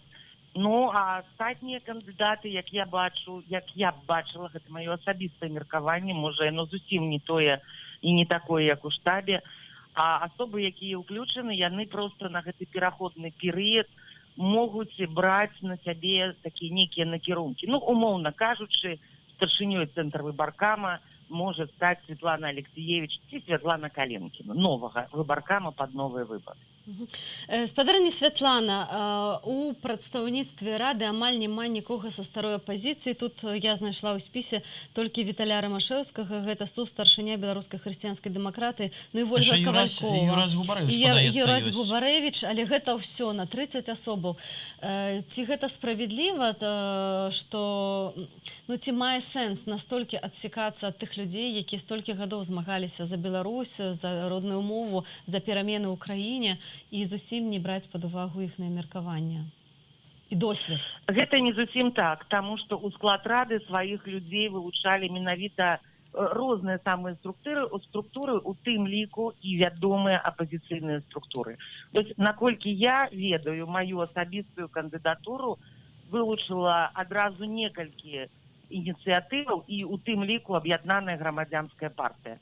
Таму нельга сказаць, што апозиция отсечена. Оппозиция представила того, кого яна лічыла неабходным. Александр Лукашенко увесь час паведамляе пра тое, што звязваецца аператыўна з Владимиром Путиным, а разам з тым, напэўна, запужвае. Ідуць вельмі гарачыя спрэчкі адносна таго, ці будзе нейкае ўмяшанне Масквы. Ужо вось выказаліся шмат хто з палітычных аглядальнікаў. Вашае меркаванне, спадарня Святлана? Я не хочу гадаць, але я сыходжу са здаровага сэнсу і спадзяюся, што ён у Маскве, у Крамлі ёсць. Сёння беларускі пратэст не мае антырасійскага такога накірунку. Ён усё ж такі пратэст супраць Александра Лукашэнкі. Калі Путін і Кремль падтрымаюць Лукашэнку, то ўсе гэтыя пратэсты стануць антырасійскімі. Я думаю, што гэта сёння Маскве не патрэбна. Ну, а разам з тым, вось беларускае тэлебачанне сёння учора вечарам транслявала, што, напрыклад, у штабе аб'яднаным вельмі моцныя антырасійскія пазіцыі, маўляў, і расійскую мову хочуць забараніць, і фактычна там, ну, не ведаю, праводзяць такую жорсткую мяжу паміж Беларусю і Расіяй, увесці візавы рэжым. Гэта адкуль з'яўляецца? На ваш погляд, чаму на беларускам дзяржаўным тэлебачанні зараз з'яўляюцца такія, но, скажем, інфармацыя аб наданні антырасійскай як бы рыторыкі гэтых пратэстаў? Мне падаецца, што зараз і ўлада, і Лукашенко, і ягоны агітпроп хапаецца за любую саломінку, і таму іхныя нават там прамовы, сюжэты, навіны, якія яны ўкідваюць, яны супярэчаць адна адной. Усю выбарчую кампанію Лукашенко сцвярджаў, што Ціхановская, Бабарыка, Цапкала — гэта прарасійскія кандыдаты, а сам кінуўся першае, што рабіць, тэлефанаваць Пуціну. Зараз яны проста робяць усё магчымае, каб знізіць градус пратэсту, каб адвярнуць людзей ад аб'яднанага штабу, ад праціўнікаў Александра Лукашэнкі, палохаюць іх там зноў візамі, ці беларускай мовай, ці салдатамі НАТО, як казаў гэта Лукашенко, ці Карабахам 90-мі гадамі. Гэта ўсё робіцца адначасова у надзеі, што, ну, можа, нешта спрацуе, можа, хоць нехта там засумняецца і адвернецца. Але гэта такая, ну, сапраўды, той, хто тоне, ён хапаецца за саломінку. Спадарня Святлана, мы зараз з'яўляемся сведкамі гістарычных падзей. Я думаю, усе маюць свядомасць таго, што мы зараз самыя пішам нашу гісторыю. Хацела запытаць пра вашыя асабістыя ўражанні.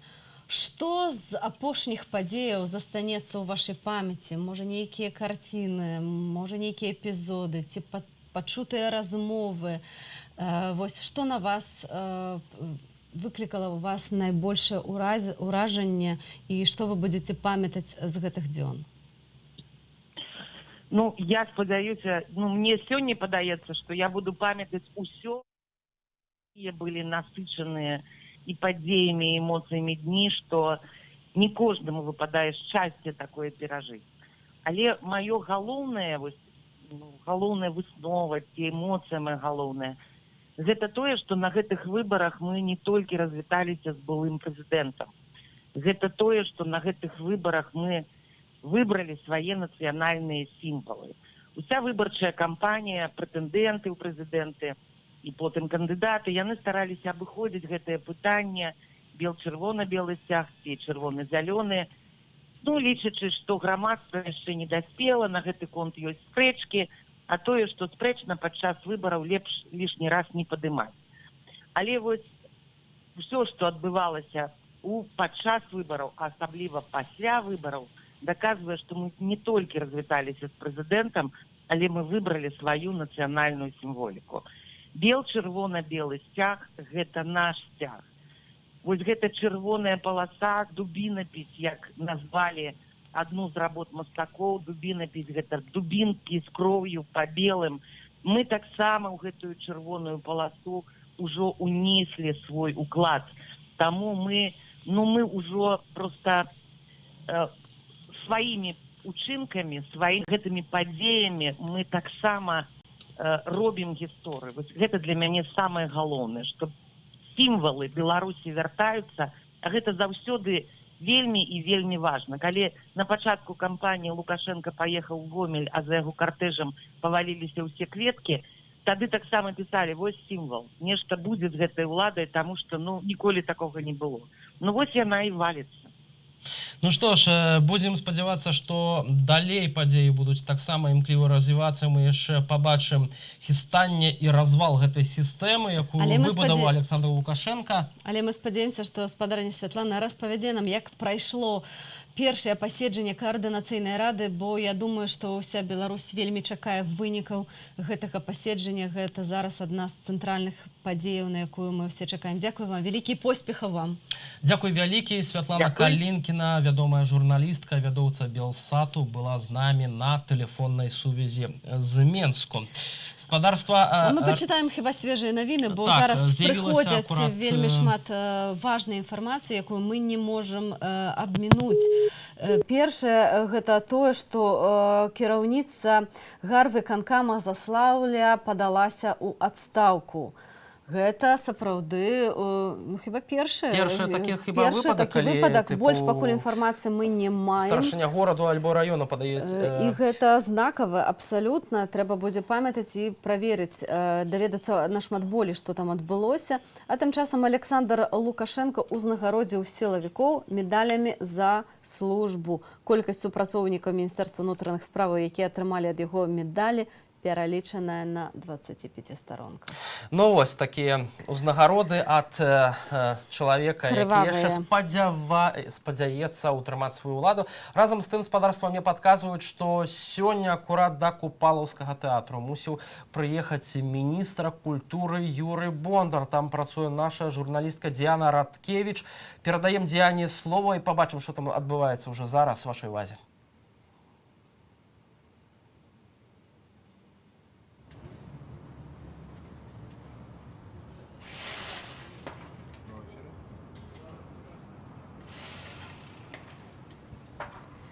Мы спрабуем спалучыцца з Діянай. Мы бачым, што на Купалаўскім тэатры лунаюць бел-чырвона-белыя сцягі, і гэта ўжо не адзін сцяг.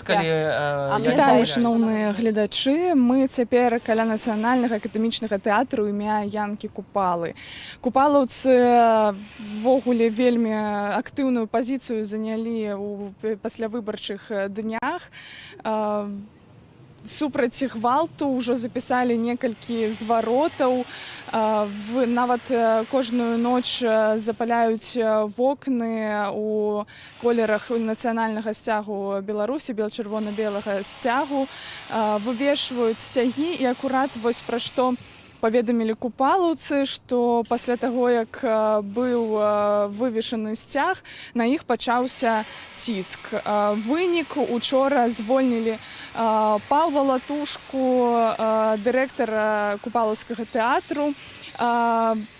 Збіраюцца таксама купалаўцы сустрэцца з міністрам культуры Юрыем Бондарам. Сёння хацелі сустрэцца учора, але міністр не прыехаў, не дачакаліся. Нібы дамовіліся сёння на 10-ю гадзіну. Мы будзем разам з вамі чакаць сустрэчы. Вось, дарэчы, сустрэлі каля задняга ўваходу ў тэатр з актораў Міхася Азуя. Распавёў, што яшчэ будзе пэўная нарада ў трупы тэатра, у калектыва тэатра. У выніку, пра што дамаўляцца будуць, яшчэ невядома, калі адбудзецца сустрэча, але чакаюць на 10-ю гадзіну міністра. Учора тут таксама сабраліся людзі, прыкладна вось тое, што бачыла па фота, на жаль, мяне асабіста тут не было, бачыла па фота, што на пляцоўцы каля тэатра як мінімум 300 чалавек. Колькі дакладна не ведаю, але па фота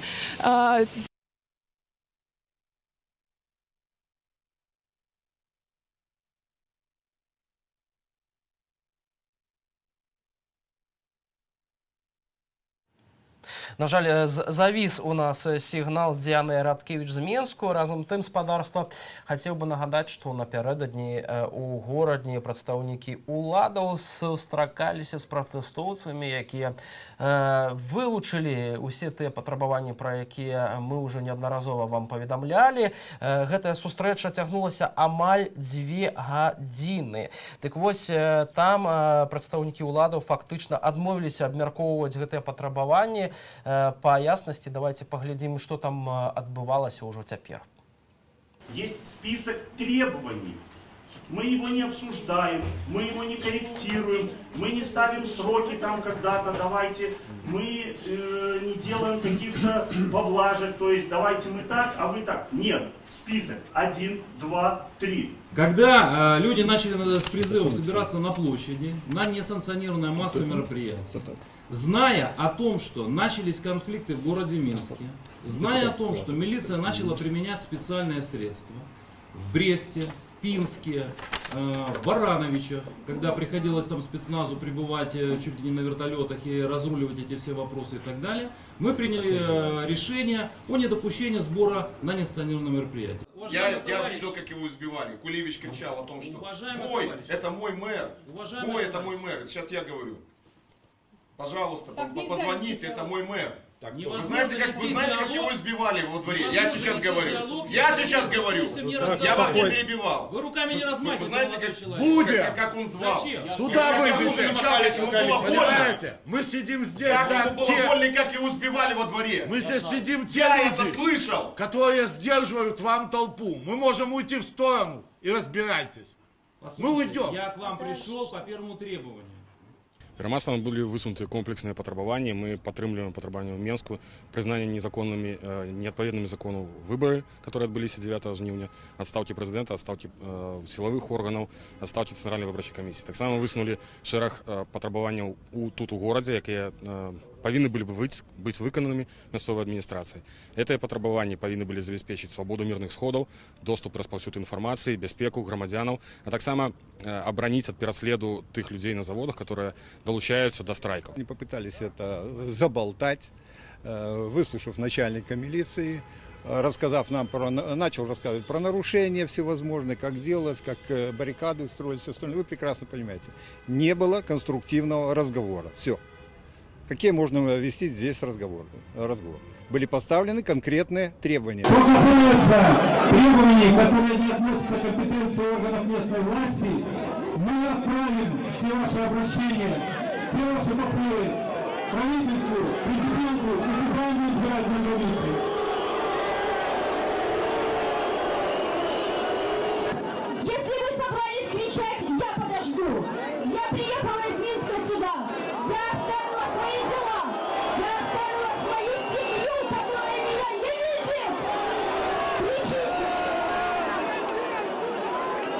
как депутат, как председатель областного совета депутатов, я обратился к ветви власти, нашему областному суду с просьбой пересмотреть все те решения, которые были приняты для того, чтобы освободить людей от административной ответственности и вернуть уплаченные штрафы. Этот вопрос, как он будет решаться, я проинформирую вас на нашем совете.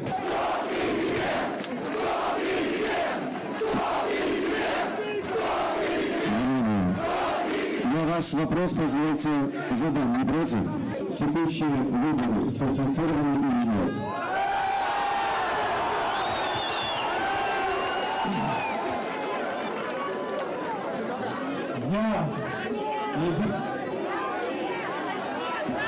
Ответьте, пожалуйста, коротко. Простой вопрос. Да, либо нет. Да, либо нет. Да, либо нет. Нет. Абрамов Алексей, Буцко Артем, Дедовец Василий освобождены.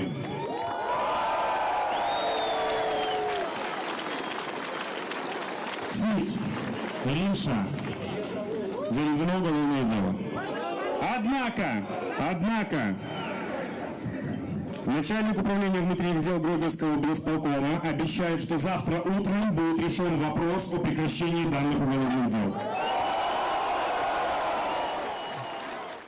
Ну, гэта абяцанне вельмі важнае. Мы спраўдзім, ці сапраўды ўлады горадні выканалі яго, а пакуль тыя ўдзельнікі перамоваў, удзельнікі грамадскасці канстатавалі, што дыялог з уладамі ў іх не атрымаўся. Яны падкрэслілі, што тыя проста адвільвалі, не адказвалі наўпрост на пытанні, і тады пасля гэтага яны дэманстратыўна пакінулі залю, але мы бачым, што натоўп, які сабраўся на цэнтральнай плошчы горадні, патрабаваў вельмі канкрэтных адказаў на пытанні так ці не, але пакуль дамовіцца не атрымалася. Разам з тым спадарства нават родная альма-матэр Лукашэнкі адвярнулася ад ужо, можна сказаць, былога кіраўніка Беларусі. Выпускнікі гістарычнага, цяпер гісторыка-філалагічнага факультэта МДУ імя Куляшова, альма-матэр першага прэзідэнта краіны Лукашэнкі выпусцілі свой зварот. Па іх словах, падзеі апошніх дзён паказалі невыкананне базавых асноваў канстытуцыйнага ладу Рэспублікі Беларусь у гэтай краіне. У родным горадзе мы больш не адчуваем сябе ў бяспецы. Мірных грамадзян збівае АМАП, мірныя грамадзяне пакутуюць ад дзеянняў міліцыі і воінскіх падраздзяленняў. Супраць мірных грамадзянаў прымяняюцца спецродкі, дубінкі, слезатечны газ, гумовыя кулі і светла-шумавыя гранаты. Тым часам мы вам сёння шмат распавядалі пра сітуацыю вакол Купалаўскага тэатру і ягонага дырэктара Паўла Латушкі, але сітуацыя развіваецца, і сёння о 10-й гадзіне туды кіруецца міністр культуры, але там ужо зараз знаходзіцца наша карэспандэнтка Дыяна Радкевіч, з якой мы яшчэ раз паспрабуем спалучыцца і даведацца, што ў гэты момант адбываецца ля Купалаўскага.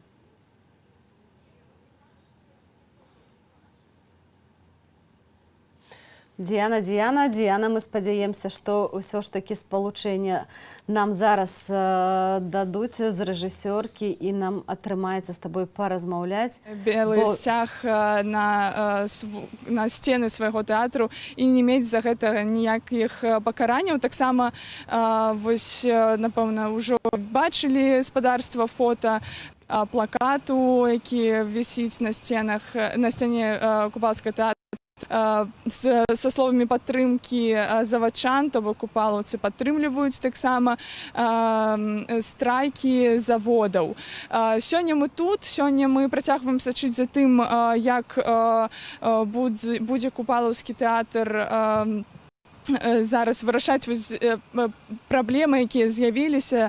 Учора звольнілі дырэктара Купалаўскага тэатру Паўла Латушку. Чакаюць сёння о 10-й гадзіне сустрэчы з міністрам культуры Юрыем Бондарам.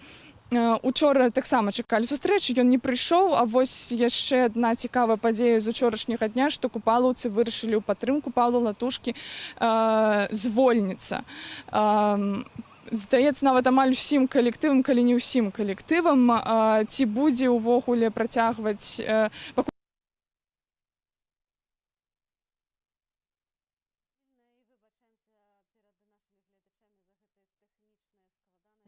але сапраўды зараз журналістам працаваць вельмі цяжка вельмі ў такіх цяжка. умовах.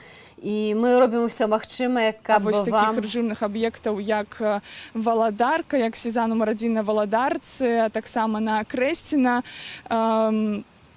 Канешне, відовішча зусім іншае, не такое, як тут, але вельмі шмат людзей прыйшло пад сцены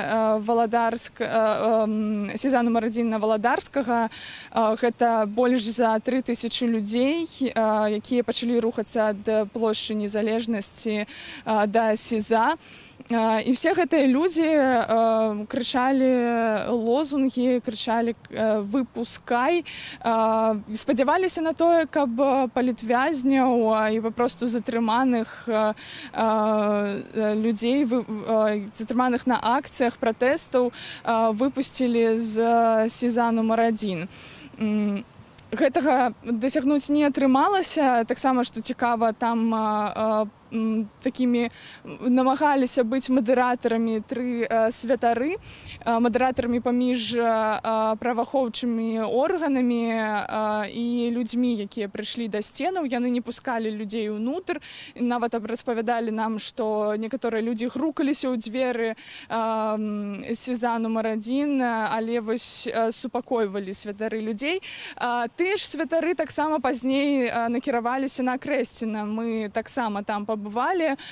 Там уже ситуация была вельмі цікавая, вельмі дзіўная.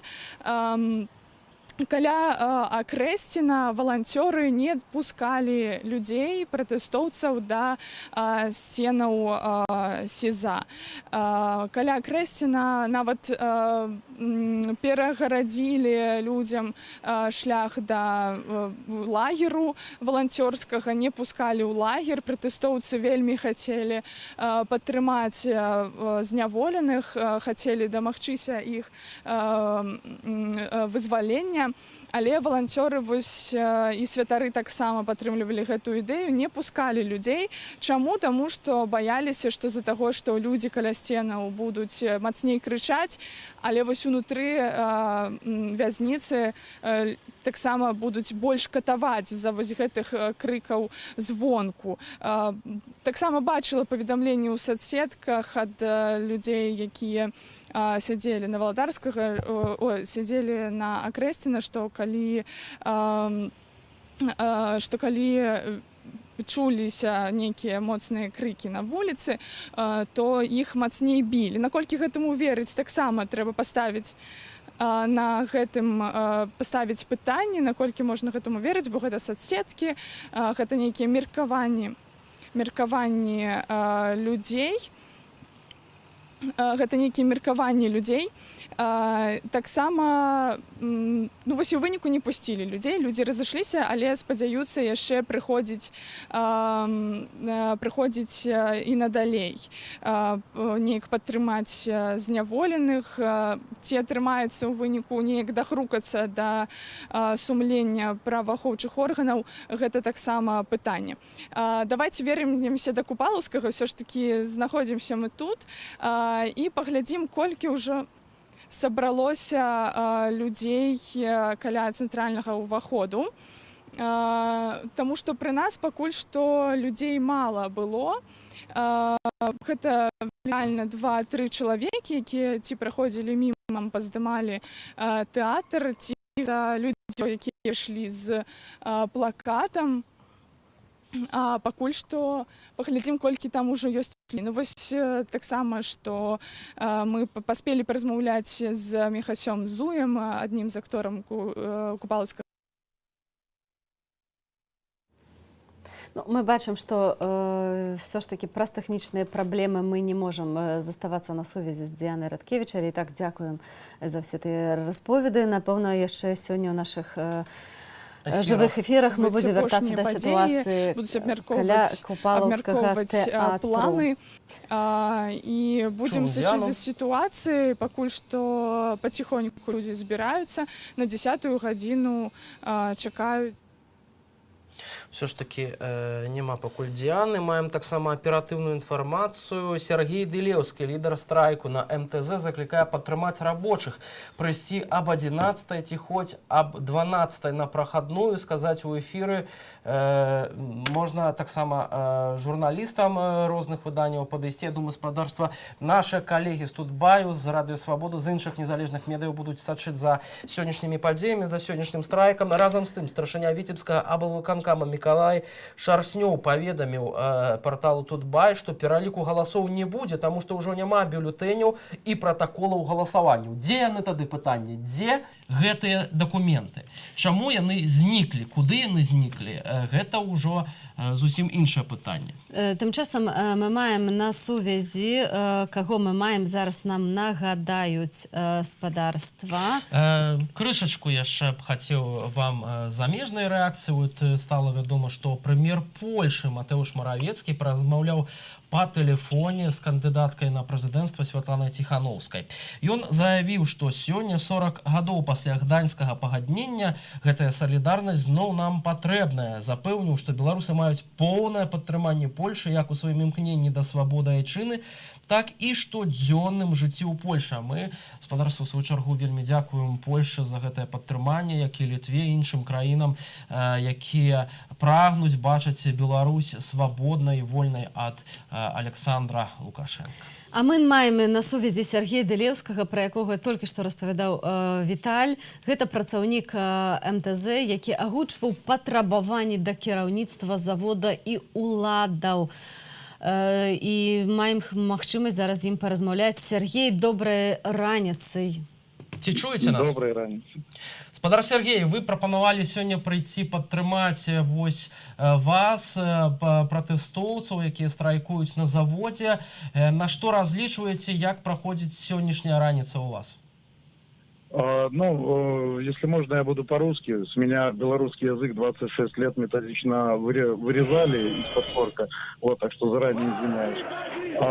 Мы восставали, протестовали против нынешней власти, которая есть, которая нелегитимная, против нынешних выборов, против Ермошиной и против, собственно, Александра Григорьевича Лукашенко.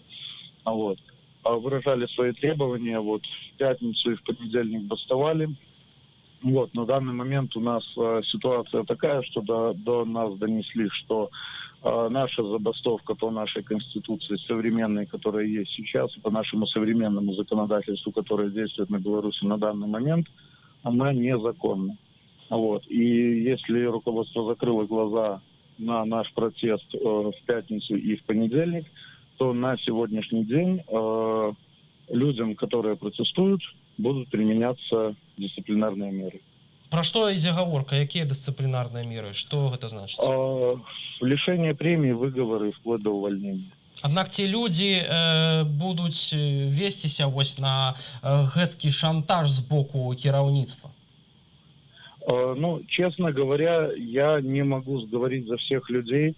Я в 9 часов провел собрание с протестующими, донес до них эту информацию, рассказал, объяснил про 2 варианта развития событий. То есть первое, мы теряем время, вот эти 2 недели мы собираем подписи, все это официально подаем, и, возможно, нашу забастовку примут к сведению, и мы начнем бастовать через 2 недели. Либо мы выходим сегодня, но мы рискуем своими работами, своими зарплатами и так далее. Я донес это до людей, распустил людей, чтобы они обдумали и приняли для себя взвешенное и важное, я считаю, решение. Вот. И в 11 часов я их опять буду ожидать вот с принятым решением. А что скажет народ, что скажут работники тракторного завода, исходя из этого мы будем действовать дальше. Спадару Сергей, тым часам працягваюцца акцыі салідарнасці. Беларусы збіраюць грошы для тых людзей, якія могуць быць звольненыя ў часе вось гэтых забастовак.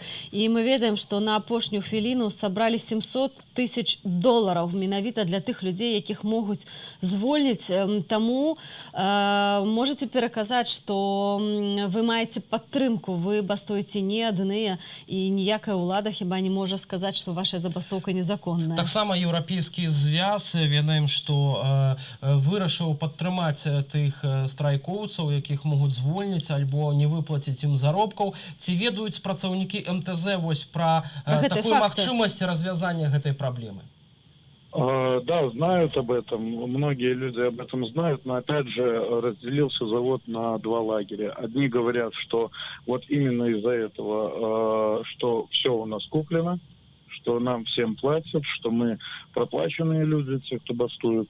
А другие поддерживают, то есть, нас именно поддерживают, нас протестуют. Спадар Сергей, а колькі вам заплатили за то, что вы бастуете? Мне ровно 0. Ну, то я думаю, что... Мне заплатили в минус, потому что в то время, что я бастую, мне не платится зарплата, и я не получаю деньги за это. Ці гэта азначае, што можа вас спыніць у тым жаданні просто давесці до конца гэтай змены и ваши патрабаванні да ўлады? Нет, я не буду говорить за всех, но я дошел до той точки невозврата, когда мне сдаваться нельзя. То есть мне ни совесть не позволит, ни моя вера в наше будущее мне не позволит просто сдаться. То бок вы ўсё ж таки верыце ў тое, што страйкі могуць ўсё ж таки сыграць ключавую ролю у зменах у краіне? Конечно. Во все времена, то есть народ ориентировался на именно простых рабочих. Если простые рабочие останавливались, то народ шел за рабочими. Не за властью, а за рабочими. Тым часам мы бачым, што чарговыя прадпрыемствы ў Беларусі далучаюцца да забастоўкі. Сёння забастоўка пачнецца ў Лідзе, на лакафарбавым заводзе Беларускалій стаіць, так што абсалютна ваше прадпрыемства не адзінае. Можа, варта, здаецца, ўжо быў створаны нейкі страйкам, так? Так, быў такі агульнанацыянальны стачком створаны. Гэтыя былі патрабаванні таксама зачытаныя падчас мітынгу на плошчы незалежнасці. Спадар Сергей, ці вы адчуваеце падтрымку з боку працаўнікоў іншых прадпрыемстваў? Да, мы плотно общаемся, соответственно, с представителями других производств, то есть МАЗа, моторного завода, МЗКТ, БМЗ завода. Вот, то есть общаемся, поддерживаем связь, то есть мы координируем наши действия, наши движения.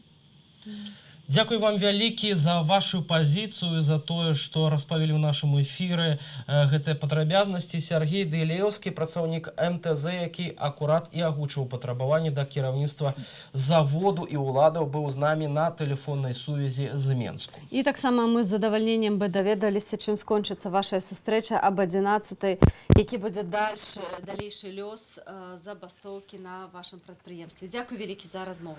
Спадарства, мы таксама маем апытанне, якое зрабілі напярэдадні наши журналісты ў Менску каля стэлы. Давайте паглядзім ужо зараз, што казалі людзі. Настроі у сталіцы. Наши мальчики в этом не участвуют, не принимают никакого участия.